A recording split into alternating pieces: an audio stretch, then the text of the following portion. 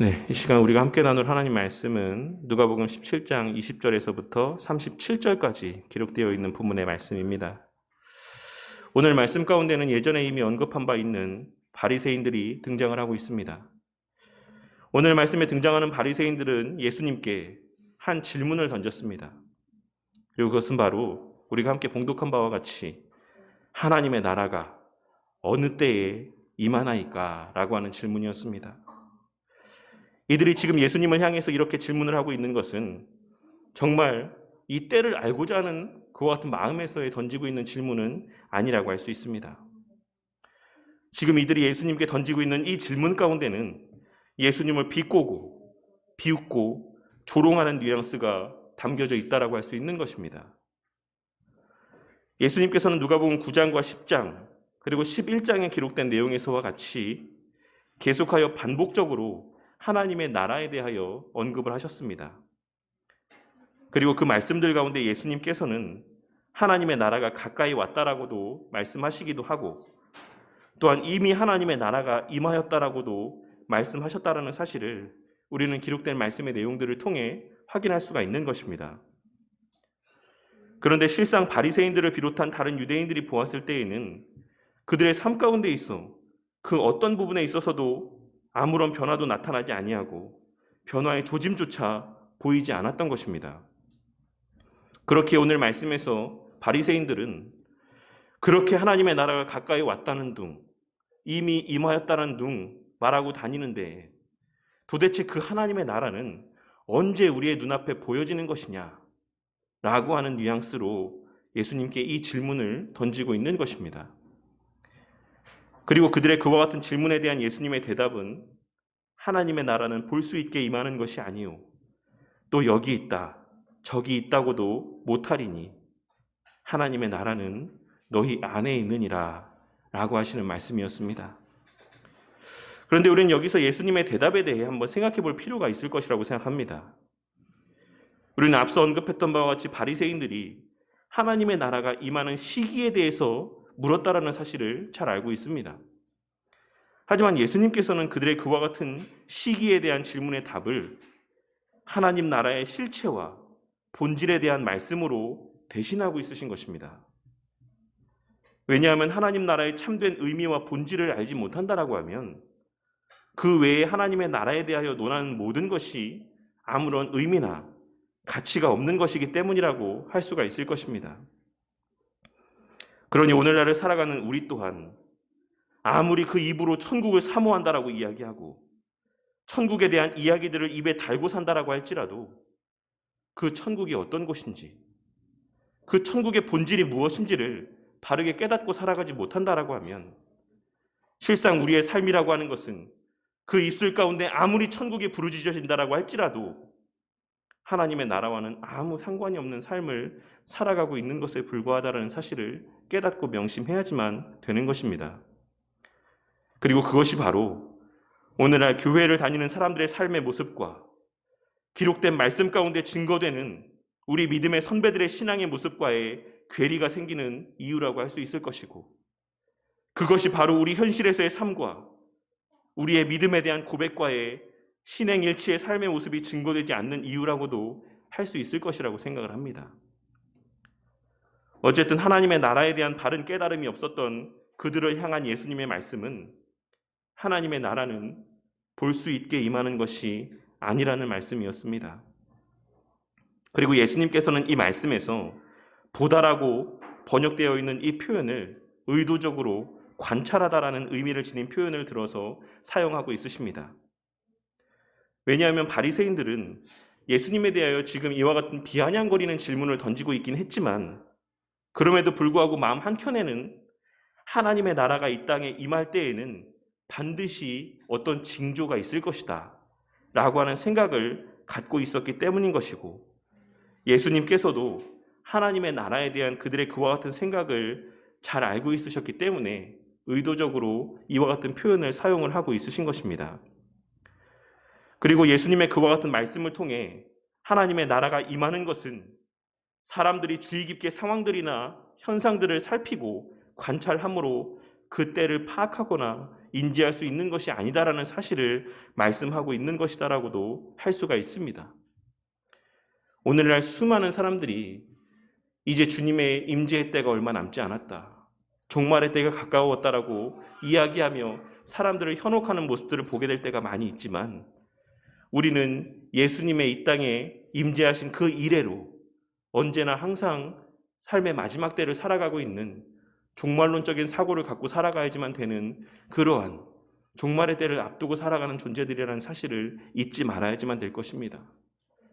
비단 지금만이 종말의 때가 아니라, 주님의 재림을 앞두고 있는 때가 아니라 2000년 전의 삶을 살아갔던 우리의 믿음의 선배들도 언제나 그 종말의 때를 바로 코앞에 두고 살아갔던 그와 같은 자들이었다라는 사실을 우리는 잊지 말아야지만 된다는 것입니다. 우리가 잘 알고 있는 바와 같이 당시 유대인들이 생각하고 있는 하나님의 나라는 실제적인 왕국이었으며, 죽은 자가 다시 살아나고 땅과 하늘이 변화되어지는 것이 실제로 목도되어지는 가시적인 왕국이었습니다. 그리고 사실 그런 모습은 하나님의 나라가 완성될 그때에 실제적으로 있을 사건이기도 합니다. 물론 성경에서 말하고 있는 새 하늘과 새 땅이 갱신이냐 아니면 새로운 창조냐라고 하는 것에 대하여서는 아직도 여러 의견들이 있긴 하지만, 그 모습에 대하여 논하는 것과는 별개로 우리가 지금 사는 이 세상과의 본질적인 속성의 변화가 있을 것이다라는 사실은 모두가 동의하는 바라고 할 수 있을 것입니다.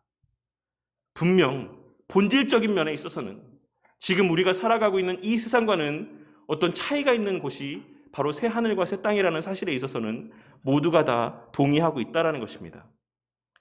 하지만 오늘 본문 말씀에서 우리가 예수님의 말씀 가운데 주목하고 깨달아야지만 되는 것은 그러한 모습들의 결과적인 측면, 부차적인 측면의 어떤 현상들에 집중해서는 안 되는 것이다라는 사실입니다. 예수님께서 죽은 자를 살리시고 귀신을 쫓아내시고 병든 자를 고치시는 것은 예수님의 임재로 말미암아 절로 뒤따라오는 현상인 것처럼, 당시 유대인들이 생각하고 있었던 하나님의 나라의 모습이라 할 수 있는, 또한 예수님의 재림 이후에 우리가 목도하고 누리게 될 새 하늘과 새 땅의 온전한 천국에서의 삶의 모습이라고 하는 것은 그 자체로서 의미와 가치를 지니는 것이 아니라 하나님의 완전한 통치가 회복되어짐으로 말미암아 절로 따라오게 되는 결과적인 모습이라는 사실을 우리는 오늘 예수님 말씀을 통해 발견하고 깨달을 수 있어야지만 되는 것입니다. 그리고 우리는 그와 같은 부차적인 현상들이 하나님의 나라됨을 증거하는 본질이 아니라는 사실을 깨달을 수 있어야지만 될 것입니다. 하나님의 나라는 죽은 자가 다시 살아나기 때문에 하나님의 나라가 되는 것도 아니고, 본질적인 변화가 나타나기 때문에 하나님의 나라로서의 가치를 지니는 것이 아니다라는 사실을 깨달을 수 있어야지만 된다는 것입니다. 하나님 나라의 본질이라고 하는 것은 예수님의 성육신 하심으로 말미암아 이미 회복되기 시작하였고, 십자가에 달려 죽으시는 구속 역사의 정점을 이루시는 사역으로 말미암아 하나님의 주권과 통치가 이 세상 가운데 완전하게 성취되고 회복되어졌다라는 사실에 있는 것입니다. 그리고 그러한 의미에서 예수님께서는 하나님의 나라가 가까이 왔다, 하나님의 나라가 이미 임하였다 라고 말씀하신 것입니다. 그 하나님 나라의 본질인, 그 하나님 나라가 회복되고 성취됨의 본질인 내가 그 사역을 감당하기 위해 이 땅에 왔기 때문에 이미 그 하나님 나라의 회복이 가까이 왔고 이미 성취된 것이나 마찬가지다 라고 말씀을 하셨던 것입니다. 하지만 오늘 말씀에서의 바리새인들은 그 하나님 나라의 본질이 무엇인지를 알지 못하고 있었기 때문에 그들의 눈앞에 그들이 그토록 바라던 하나님 나라의 본질이자 실체가 그들의 눈앞에 자리하고 있었음에도 불구하고 여전히 예수님을 향해 조롱하고 비웃으며 도대체 하나님의 나라가 어느 때에 임하나이까? 라고 하는 실로 우매하고 어리석기 짝이 없는 질문을 던지고 있는 것입니다. 그리고 그러한 어리석음 가운데 예수님께서는 하나님의 나라는 너희 안에 있느니라 라고 말씀하고 있으신 것입니다. 이 표현의 의미는 너희 안에 있느니라 라고 번역을 할 수도 있고 너희 가운데 있느니라 라고 번역할 수도 있는 표현으로 기록이 되어 있습니다. 그리고 상당수의 번역이 너희 안에 있느니라 라고 번역을 하고 있는 것을 우리는 여러 번역본의 성경을 통해 확인할 수 있기도 합니다. 하지만 문맥과 상황을 고려해 보았을 때에는 너희 가운데 있느니라 라고 번역하는 것이 더 합당한 번역이라고 할 수 있습니다. 왜냐하면 지금 예수님께서 이 대화를 나누고 있는 이 자리 가운데는 제자들도 함께 있었겠지만 실제로 지금 이 대화를 나누고 있는 대상은 바리새인들이었기 때문입니다. 그러니 만일 예수님의 이 말씀의 내용을 너희 안에 있느니라 라고 번역을 하게 된다면 하나님의 나라가 바리새인들의 그 마음 가운데 그 안에 이미 거하고 있다라는 의미가 되는 것이기 때문에 너희 가운데 있느니라 라고 번역을 하는 것, 너희 무리 가운데, 너희가 살아가고 있는 이 세상 가운데 이미 하나님의 나라가 자리하고 있다 라고 번역하는 것이 더 예수님의 그 의도와 그 뉘앙스와 부합하는 해석이라고 할 수 있는 것입니다. 그리고 후자의 의미로 번역을 하자면 하나님의 나라는 예수님과 동행하고 예수님의 사역을 목도하고 있는 그들 가운데 이미 임하였고 완성되어져 가는 가운데 있다라고 말씀하고 있으신 것이라 할 수 있는 것입니다. 그리고 이어서 제자들을 향해 너희가 인자의 날 하루를 보고자 하되 보지 못하리라 라고 말씀하셨습니다. 이는 하나님의 나라가 이미 임재하였고 완성되어 감에도 불구하고 후에 예수님의 재림하심으로 완전히 성취될 하나님 나라의 궁극의 완성의 때를 제자들은 이 땅에서의 삶 가운데는 보지 못할 것이다라고 말씀하고 있으신 것입니다. 그리고 예수님께서 제자들을 향해 이와 같이 말씀을 하고 있으신 이유에 대한 설명이 바로 뒤에 이어지고 있는 말씀의 내용인 것입니다. 예수님께서는 마지막 때에 사람들이 메시아가 여기 있다, 저기 있다 이야기를 할지라도 믿지 말라고 말씀하고 있으십니다. 왜냐하면 본문이 기록하고 있는 바와 같이 예수님의 재림하심의 모습이라고 하는 것은 번개가 치는 것과 같이 순간적이며 또한 모든 사람들이 다 볼 수 있도록 명백하게 임하실 사건이기 때문이라고 말씀하고 있는 것입니다.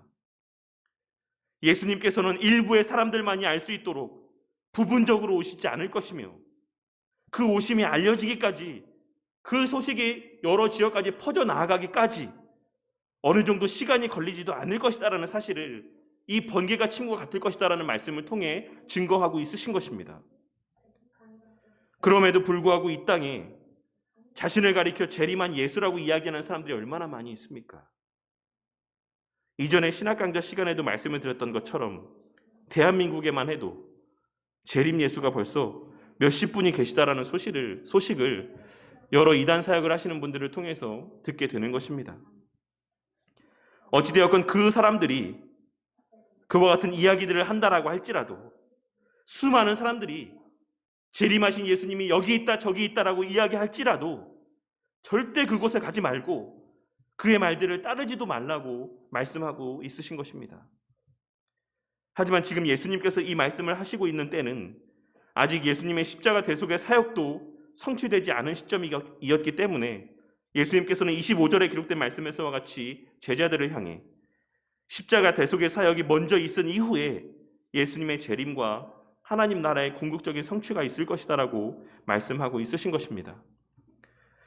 그리고 그와 같은 예수님의 십자가 대속의 사역이 성취된 이후에 임하게 될 예수님의 재림의 때에 관한 말씀을 계속하여 이어서 증거하고 있으신데 그것은 바로 노아의 때와 롯의 때와 같을 것이다라는 말씀이었습니다. 노아의 때에 홍수로 세상이 심판받을 때와 같이 롯의 때에 소돔이 멸망할 때와 같이 그때가 불현듯 임하게 될 것이다라는 사실을 말씀하고 있으신 것입니다. 그리고 우리는 이 표현과 예시가 노아와 롯의 편에서 그들의 관점에서 말씀하고 있으신 것이 아니라는 사실을 발견할 수 있어야지만 될 것입니다.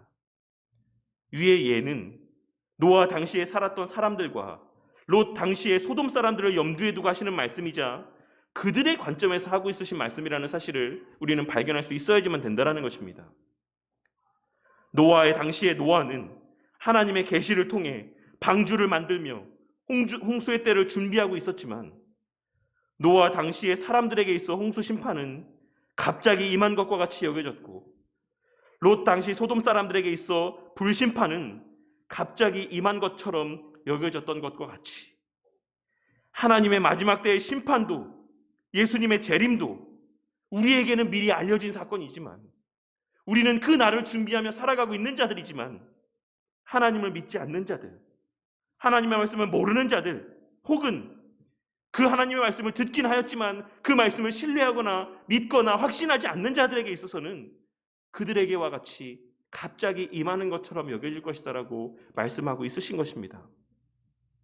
그러면서 덧붙여 하시는 말씀이 31절과 32절에 기록된 말씀인데, 예수님께서는 이 말씀을 통해 너희들은 그 사실을 잘 알고 있으니, 너희들은 이미 내가 하는 이 이야기들을 통해 그 날이 갑자기 임할 것이다, 그 날이 멀지 않을 것이다 라고 하는 사실을 잘 알고 있으니, 그날에 만일 사람이 지붕 위에 있고 그의 세간이 그 집 안에 있으면 그것을 가지러 내려가지 말 것이요 밭에 있는 자도 그와 같이 뒤로 돌이키지 말 것이니라. 롯의 철을 기억하라 라고 말씀하고 있으신 것입니다. 예수님께서 본문에서 말씀하고 있으신 지붕이라는 장소는 어찌 보면 우리에게는 다소 생소한 장소라고 여겨질 수 있지만, 이미 제가 이 지붕이라는 장소가 유대인들에게 의미하는 바가 어떤 것인지 말씀을 드렸기 때문에 그래도 어느 정도 이해를 하고 있으실 것이라고 생각합니다. 당시에 이 지붕이라는 장소는 유대인들에게 있어서는 우리에게 있어서의 베란다나 이런 가든의 공간과 같이 그냥 앉아서 쉼을 취하거나 휴식을 취하는 교제를 나누는 그런 장소였습니다. 그래서 우리는 일반적으로 빨래를 널기 위해서 올라가는 것 외에는 지붕에 올라갈 일이 별로 없지만, 당시 사람들에게 있어 지붕이라는 장소는 우리와는 달리 상당 시간을 보내는 일상적인 생활 공간이었다는 사실을 이해할 필요가 있다는 것입니다.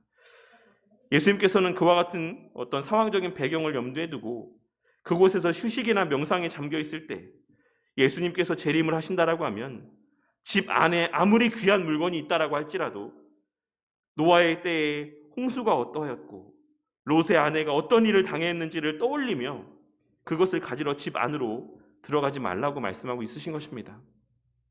또한 밭에서 일하던 자도 그 밭에 마음을 두지 말라고 말씀을 하고 있으십니다. 그렇다면 예수님께서 이와 같은 말씀을 반복적으로 언급하고 있으신 이유는 무엇이라고 할 수 있겠습니까? 예수님께서는 당시 제자들을 향해, 그리고 이 말씀을 듣고 있는 우리들을 향해 이 세상에서 나의 구원과 그 구원의 본질이 되시는 예수님보다 더 귀하고 가치 있는 것은 없다라는 사실을 말씀하고 있으신 것이라 할 수 있는 것입니다. 우리의 이 땅의 삶이라고 하는 것은 결국 그 마지막 날의 성취와 임재를 위해 살아가고 있는 것이니, 그것을 바라보며 그 지점을 향해 나아가고 있는 것이니, 그것이 성취되는 그때에 이 땅에서의 우리에게 수단이 되었던 이 모든 삶의 모습들 가운데 미련을 두지 말라고 말씀하고 있으신 것입니다. 내게 주어진 물질, 내게 주어진 건강, 내게 허락하신 자녀들, 이 모든 것들은 결국 천국에서의 참된 삶의 가치가 무엇인지를 깨닫게 하시기 위한, 하나님의 은혜와 사랑을 깨닫게 하시기 위한 보조적인 수단에 불과한 것이니까, 이제 그 실체를 마주하게 된 그때가 되었을 때 그 수단에 집착하지 말아라. 그것의 가치는 끝났다. 이제 너희들은 그런 것들을 통해 부분적으로 맛보았던 것들을 이제 성취된 그 왕국에서 온전히 누리기만 하면 되는 것이다 라고 말씀을 하고 있으신 것입니다. 그리고 그와 같은 실예를 롯의 아내를 들어 말씀을 하고 있으신 것입니다. 롯의 아내는 왜 뒤를 돌아보았습니까? 그녀는 하나님의 은혜로 그 심판 가운데 구원을 받았음에도 불구하고 여전히 이전의 삶의 모습과 그 생활들을 떠올렸을 것입니다. 혹은 그곳에 두고 온 미처 챙기지 못했던 그 소유물들이 떠올랐을 수도 있었을 것이라고 생각을 합니다. 어찌되었던 그녀는 하나님의 구원에 온전히 집중하지 못하였고 그 가치를 깨닫지 못하였고, 그와 같은 그녀의 이 세상을 향한 집착이라고 하는 것은 그녀에게 참담한 결과를 안겨주고 말았습니다. 예수님께서는 이와 같은 실예를 들어서 이미 구원받은 자들, 이미 하나님 나라를 인지하고 살아가는 자들의 삶의 모습이 어떠해야 된다는 사실을 우리 가운데 우회적으로 권면하고 있으신 것이라 할 수 있는 것입니다. 오늘 말씀의 내용을 대함에 있어 상당수의 사람들은 예수님께서 예수님의 재림하실 때의 일, 앞으로 일어날 일, 장래의 일에 대해서 말씀하고 있으신 것이라고 생각하는 경우가 너무나도 많이 있습니다. 사실 예수님께서는 당시 제자들을 향해 그들에게 주어진 그 당시에 현재의 삶에 대한 말씀을 하고 있으신 것임에도 불구하고 오늘 이 말씀이 이 시대를 살아가는 우리의 지금의 삶에 대해서 말씀하고 있으신 것임에도 불구하고 많은 사람들이 이 말씀의 의미를, 그 본질을 깨닫지 못하고 그냥 장차 있을 일, 나중에 언젠가는 맞이하게 될 그날, 그것에 대한 말씀으로 국한하여 적용하고 또 그 마음 가운데 새기는 모습들을 보게 될 때가 많이 있다는 것입니다. 하지만 우리 성도님들께서는 이 말씀이 지금 시대를 살아가는 우리의 오늘을 위해 하시는 말씀이라는 사실을 깨닫게 되는 은혜가 있길 바라겠습니다. 왜냐하면 늘 말씀드리는 바와 같이 하나님의 나라는 이미 임하였기 때문입니다. 하지만 많은 사람들이 이미 임하였지만 동시에 아직 임하지 않은 이 하나님 나라에 대한 오묘한 진리를 제대로 깨닫고 이해하지 못하고 있기 때문에 이와 같은 오해를 갖고 살아가는 것이다라고 할 수가 있을 것입니다. 이미 임하였지만 아직 임하지 않은 이 천국의 긴장관계 안에서 살아가고 있는 우리 모습의 본질을 깨닫지 못하고 살아가기 때문에 이 말씀이 오직 마지막 날의 재림의 때에만 국한된 말씀이라고 생각하고 여기며 그렇게 이해하는 경우들을 보게 된다는 것입니다. 하지만 우리는 이 이미와 아직이라고 하는 이 특별한 긴장의 시기의 의미를 바르게 깨닫고 이미 구원받은 자의 삶의 모습들 가운데 말씀하고 있으신 이 예수님의 말씀의 의미를 마음 가운데 온전히 새길 수 있어야지만 되는 것입니다. 그리고 이어지는 말씀은 무릇 자기 목숨을 보존하고자 하는 자는 잃을 것이요 잃는 자는 살리리라 라고 하신 말씀입니다.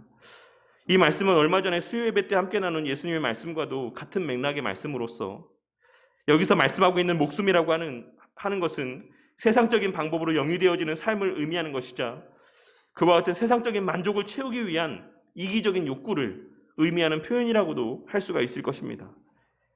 세상적인 것들에 더 큰 가치를 두고 그것으로 생명을 보존하고자 하는, 거기에서 만족을 찾고자 하는 그와 같은 삶을 살아가는 자들은 결국 그 생명을 잃게 될 것이다라고 하는 말씀, 이것을 바꾸어 하나님의 관점에서 이야기하자면 그 생명을 보존하지 못하는 자의 삶의 모습은 바로 이와 같을 것이다 라고 하는 의미의 말씀이라고 할 수 있는 것입니다. 그러니 우리는 예수님의 이 말씀을 통해 우리의 생명이 세상적인 가치와 기준에 달려있지 않다라는 사실을 다시 한번 깨닫고 명심할 수 있어야지만 되는 것입니다. 그리고 마지막으로 예수님의 재림과 심판은 반드시 있을 일이라는 사실을 분명하게 증거하고 있으십니다. 이 시대에 많은 사람들이 지옥과 심판에 대하여 말하기를 주저하고 꺼려하지만 성경은 줄기차게 이 세상에서의 마지막 때의 심판에 대하여 말씀하고 있으시다라는 사실을 우리는 발견할 수 있어야지만 되는 것이고 그 말씀의 내용들을 간과해서는 안 되는 것입니다. 그리고 그때에는 반드시 건짐을 받고 버림을 받는 자들이 있을 것이다라는 사실을 말씀하고 있으신 것을 우리는 늘 명심하고 살아가야지만 되는 것입니다. 이와 같은 예수님 말씀에 대한 바리새인들이 나타내 보인 반응은 주여 어디 오니이까? 라고 하는 말씀이었습니다. 이 또한 그들의 여전한 영적인 무지함을 드러내주는 표현이라고 할 수가 있습니다. 그리고 그와 같은 그들의 질문에 대한 예수님의 대답은 죽어 믿는 곳에는 독수리가 모이느니라 라고 하시는 말씀이었습니다. 이 말씀이 어떤 의미라고 생각하십니까? 죽어 믿는 곳에는 독수리가 모이느니라. 예수님의 이 말씀의 의미는 심판받을 자가 있는 그곳에는 그곳이 어디든 하나님의 심판이 임할 것이다. 그 장소가 어디든 하나님께 구원받지 못한 자들이 받게 될 그 심판은 반드시 그 죽음의 독수리가 모이듯 그 심판은 그 위에 반드시 임하게 될 것이다 라고 하는 사실을 말씀하고 있으신 것으로 심판의 확실성에 대하여 말씀하시며 이 교훈의 메시지를 끝맺음하고 있으신 것입니다. 오늘 말씀을 통해 예수님께서 우리에게 전하고자 하시는 메시지는 천국, 곧 하나님 나라에 관한 말씀이라 할 수 있습니다. 예수님께서는 하나님 나라의 본질이 무엇인지, 그리고 그 하나님 나라에 속한 자들의 본질이 무엇인지를 말씀하고 있으신 것이라 할 수 있는 것입니다. 그렇다면 오늘 말씀에서 예수님께서 증거하고 있으신 하나님 나라의 본질은 무엇이라고 할 수 있겠습니까? 그것은 곧 예수 그리스도인 것입니다. 하나님의 나라가 하나님 나라됨의 의미를 갖고 가치를 갖는 것은 그것이 우리 예수님께서 당신의 핏값으로 사신 자들과 함께 거하시기 위해 예비하신 곳이기 때문에 의미가 있는 곳이다라는 사실을 우리는 깨달을 수 있어야지만 되는 것입니다. 거기에 죄가 없고, 거기에 아픔이 없고, 거기에 질병이 없고, 거기에 미움과 슬픔이 없기 때문에 그곳이 천국으로서의 가치를 지니는 것이 아니라, 거기에 배고픔이 없고 우리가 원하는 모든 것들을 만족히 누릴 수 있기 때문에 그곳이 천국으로서의 가치를 지니는 것이 아니라, 그곳에 우리 주님께서 우리와 함께 하시기 때문에, 우리의 소망 되시는 주님이 그곳에서 우리와 영원히 함께 하시기 때문에 그것이 천국으로서의 가치를 지니는 것이다라는 사실을 우리는 잊지 말아야지만 되는 것입니다. 하지만 오늘 말씀에, 예수님의 말씀에서와 같이 수많은 사람들이 이 땅에서의 삶과 죽음 이후의 삶을 분리시켜 그렇게 여기며 괴리 가운데 살아가는 모습을 보게 될 때가 많이 있습니다. 하지만 우리는 하나님의 나라가 이미 이 땅에 임하였고 회복되었으며 성취되었다라는 사실을 결코 잊지 말아야지만 될 것입니다. 그리고 이 말의 의미는 이미 우리에게 하나님 나라를 맛보며 살아갈 수 있는 길이 열렸고, 하나님 나라에 속한 자들은 마땅히 이 땅에서 살아가는 삶의 시간들 가운데 부분적으로나마 그 하나님의 나라를 맛볼 수 있고, 또한 마땅히 맛보며 살아가야지만 된다는 것을 의미하는 말씀이기도 하다는 것을 우리는 깨달을 수 있어야지만 된다는 것입니다. 그런데 만약에 하나님 나라를 그저 우리 죽음 이후에 우리가 경험하는 장소로만 생각한다라고 하면, 이 땅에서 살아가는 가운데 그 천국이 어떤 곳인지, 그 천국이 얼마나 귀하고 가치 있는 곳인지, 기쁨과 감사의 제목이 되는 것인지를 우리가 알 수 있겠습니까? 오늘날 살아가는 수많은 사람들이, 이 시간 예배를 드리는 수많은 교인들이 천국이라고 하는 장소를 그런 어떤 장소적인 개념으로, 어떤 물리적인 개념으로 그렇게 생각하고 있기 때문에 그 천국이 좋다라고 하는 것은 어느 정도 인지를 할지라도 얼마나 좋은 곳인지, 정말 그렇게 감사의 제목이 되는 것인지에 대한 것은 바르게 깨닫지 못하고 살아갈 때가 많이 있는 것을 발견하게 되는 것입니다. 그렇기 때문에 그들의 삶 가운데는 그리스도인에 마땅히 나타내 보여야 될 삶의 모습이 증거되기보다는 이 세상에서의 사람들이 좋다라고 이야기하는 그런 세상의 가치를 쫓아가는 삶의 모습들이 더 많이 빈번하게 발견되어질 때가 많이 있는 것입니다. 우리가 이 땅에서의 하나님의 임재를 경험하며 살아간다라고 하는 것은 우리 안에 내주하시는 성령 하나님의 인도하심에 따라 반응하며 살아가는 삶의 모습이라는 사실을 깨닫게 되는 은혜가 있기를 바라겠습니다. 나의 육신의 연약함은 이와 같은 삶을 간절히 사모하는 것 같은데, 내 안에 성령 하나님께서 들려주시는 그런 심적인 음성으로 말미암아 나에게 불편한 마음이 들고, 그와 같은 하나님께서 하나님의 말씀대로 쫓아가고자 하는 그런 선한 의지들을 주시는 것을 체험하게 될 때, 그것이 바로 하나님의 임재가 이 땅에 성취되었다는 사실에 대한 반증이 된다는 사실을 우리는 깨달을 수 있어야지만 된다는 것입니다. 우리는 천국을 맛보며 살아갈 수 있기를 위해 주님께서 우리에게 하신 말씀의 의미들을 바르게 깨달을 수 있어야지만 될 것입니다. 이 세상에서의 우리의 삶의 그 모든 여건들이 궁극의 뜻을 성취하게 하시기 위해 허락하신 수단이라는 사실을 깨달아야지만 되는 것이고, 또한 우리에게는 반드시 임하게 될 삶의 마지막 때가 존재한다는 사실을 깨달아야지만 되는 것이고, 또한 우리 삶에서의 본질적 가치가 어디에 있는지를 늘 잊지 말고 살아가야지만 되는 것입니다. 우리 믿음의 선배들이 배설물과 같이 여겼던 것들을 이 땅에서의 최고의 가치로 여기며 살아가는 삶을 결코 살아서는 안 된다는 것입니다.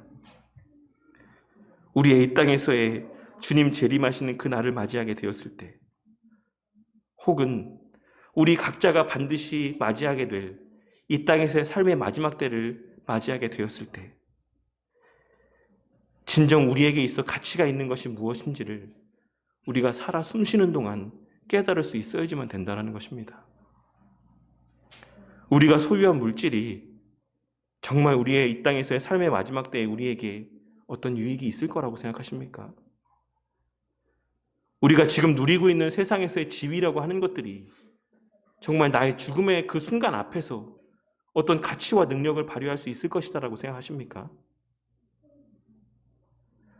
오늘날 많은 사람들이 그렇지 않다라고 고백을 하면서도 실제 삶의 모습을 들여다보면 여전히 노아의 때와 같이 먹고 마시고 장가들고 시집가는 것에 가장 큰 가치를 두고 살아가는 것을 보게 될 때가 너무나도 많이 있고, 롯의 때와 같이 먹고 마시고 사고 팔고 심고 집을 짓는 것에서 가장 큰 위로와 소망과 기쁨을 누리며 살아가는 모습들을 보게 될 때가 너무나도 많이 있는 것입니다.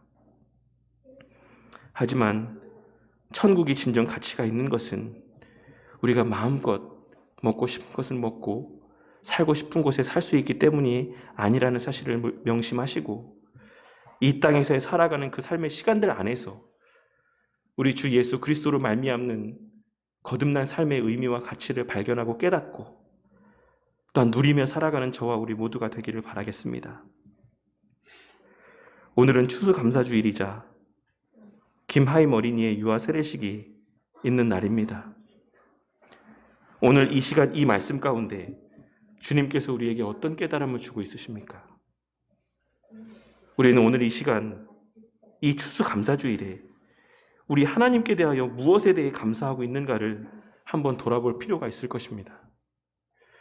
우리가 매년마다 돌아오는 이 추수감사주일에 그동안 무엇에 대하여 감사했는가를 한번 돌아볼 필요가 있을 것이다라고 생각을 합니다. 많은 교회들이 이 추수감사주일이라고 불리는 이 시기에 한 해 동안 베풀어 주신 물질적이고 세상적인 은혜 가운데 감사를 하는 경우를 너무나도 많이 보게 됩니다. 물론 하나님께서는 우리의 육신의 필요에 대하여서도 무관심한 분이 아니시기 때문에 우리는 분명 올 한 해 우리의 삶에 살아오는 그 현장들 속에서 하나님께서 먹이시고 입히시고 돌보아 주시는 은혜를 풍성히 체험했을 것이 분명합니다. 하지만 그러한 은혜는 가변적이고 유한하며 부분적인 은혜라는 사실을 우리는 반드시 깨달아야지만 될 것입니다. 누군가에게 있어서는 올 한 해가 물질적으로 너무나도 힘든 한 해가 되었을 수도 있고, 누군가에게는 육체적으로 너무나도 힘들고 괴로운 시간이었을 수도 있는 것이며, 세상적인 관점에서 보자면 아무런 감사할 것이 없는 고난만 가득했던 한 해를 보냈던 사람들도 있었을 것이 분명합니다. 그렇다라고 하면 이 감사주의 가운데 그러한 자들에게 있어서는 감사할 제목이 하나도 없는 것이겠습니까? 우리는 우리 그리스도인들의 하나님 앞에서의 감사의 정도가 각자의 삶의 형편에 따라 달라지는 것이 아니다라는 사실을 깨달을 수 있어야지만 되는 것입니다. 우리가 우리 예수님의 십자가에 달려 죽으심으로 인해 누리게 된 은혜라고 하는 것은 본질적으로 구원받은 모든 이들에게 동일한 크기와 가치를 지니는 것이다라는 사실을 깨닫고, 비록 우리 눈에 보여지는 삶의 모습은 다를 수 있을지언정 하루하루의 삶을 살아감에 있어서의 그 감사의 크기는 동일해야지만 된다라는 사실을, 또한 동일할 수밖에 없다라는 사실을 깨달을 수 있어야지만 되는 것입니다. 왜냐하면 우리의 소망이 이 땅의 것들 가운데 있지 아니하고 주님께서 주의 죽으심으로 말미암아 우리에게 허락하신 은혜의 본질이 우리의 손에 쥐어져 있는, 우리가 지금 누리고 있는 삶의 형편들 가운데 있는 것이 아니기 때문에 그렇습니다. 이 사실을 깨달을 때에만 우리는 부하면 부한 대로, 가난하면 가난한 대로, 건강하면 건강한 대로, 병든 때에는 그 병든 때대로, 자녀들의 삶이 형통하면 형통한 대로, 형통하지 못하면 형통하지 못한 대로 그 나름의 시기마다 하나님께서 예비하신 은혜들을 기억하고 떠올리며 그 은혜로 말미암아 그 모든 삶의 시간들 안에서 감사하는 삶을 살아갈 수 있게 되는 것입니다. 로마서 8장 38절과 39절에 기록된 말씀에서와 같이 내가 확신하노니 사망이나 생명이나 천사들이나 권세자들이나 현재 일이나 장래 일이나 능력이나 높음이나 깊음이나 다른 어떤 피조물이라도 우리를 우리 주 예수 그리스도 안에 있는 하나님의 사랑에서 끊을 수 없으리라 라고 하신 말씀과 같이 우리 주님께서 우리에게 허락하신 그 본질적인 은혜와 그 감사의 제목이라는 것은 그 어떤 상황 속에서도 불변하는 것이며 그 어떤 상황 속에서도 우리로 하여금 체험하고 누릴 수 있게 해주시는 무한한 가치를 지닌 그와 같은 은혜이기 때문인 것입니다. 오늘 이 시간 이 말씀에 대한 주님의 그 권면의 메시지의 의미를 바르게 깨닫게 됨으로 말미암아 우리가 우리 자녀들에게 남겨야 될 진정한 유산이 무엇인지를 다시 한번 깨닫게 되고 마음 가운데 새기게 되는 은혜가 있기를 바라겠습니다. 이 시간 하나님 앞에서의 세례를 받은 우리 하임이에게 우리가 남겨야 될 유산이 무엇인지를 발견하고 깨닫게 되는 은혜가 있어야지만 된다는 것입니다. 오늘 말씀에서와 같이 우리 주님께서 우리를 위해 행하신 일들의 그 가치와 의미를 우리가 먼저 깨닫고 받아 누리며 그 모습의 본을 우리 자녀들 앞에 나타내 보이는 것. 그리하여 우리 자녀들 또한 세상에서의 물질의 부함이나 형통함을 간구하며 살아가는 것이 아니라 예수 잘 믿으면 성공하고 예수 잘 믿으면 부자 되고 예수 잘 믿으면 오래 살고 예수 잘 믿으면 세상에서의 높은 지위에 올라간다라고 하는 그런 착각 가운데 살아가게 되는 것이 아니라 우리가 어떤 형편 가운데 있다라고 할지라도 우리 주님의 우리와 함께 하심의 그 의미는 결코 변하지 않는다라고 하는 그 사실을 우리 어린 자녀들이 그 부모의 삶의 모습을 통해 깨닫고 마음 가운데 새기게 되므로 우리의 삶을 보고 자라나는 우리 자녀들 또한 늘 그 삶 속에서 상황과 형편에 따라 달라지는 가변적인 감사와 기쁨이 아닌 하나님의 불변하시는 사랑과 은혜로 말미암는 이미 우리에게 허락된 그 하나님 나라의 임재 가운데 우리에게 허락된 그 은혜를 충만히 맛보고 누리게 되는 그와 같은 역사가 있기를 이 시간 주님의 이름으로 간절히 축원합니다.